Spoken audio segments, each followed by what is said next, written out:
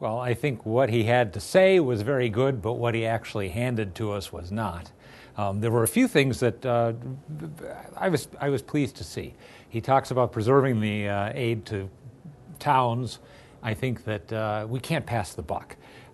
For better or for worse, these towns and cities have become dependent on state aid.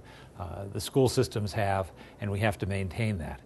And he also talked about the importance that that money not be used just to fund raises, but actually to preserve jobs and preserve services in the community.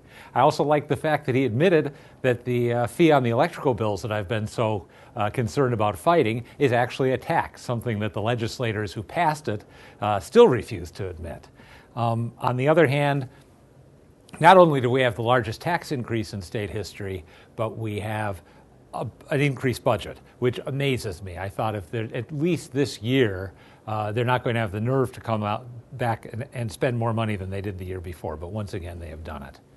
Would you like to see more spending cuts? We have to see more spending cuts. It's not a matter of what we like or what we want. It's what has to be done. I think that the $1 billion in concessions that he's talking about from the state employees is a very important start. It's interesting that he said, when asked if that doesn't happen, what's the alternative? He said the alternative is we have to cut spending more. I feel that if he admits that spending can be cut more, then we have to be doing that whatever concessions we get from the state employees. The bottom line is we can't afford to raise taxes in the middle of a recession. Families are already struggling to get by. Businesses are in tremendous trouble. We saw what happened 20 years ago with the last massive increase with the state income tax. We have had 20 years of the worst economic growth in the country.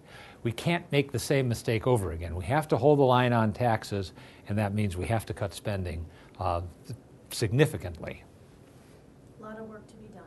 Yes, but it's interesting work, and I think we have the right team here to do it.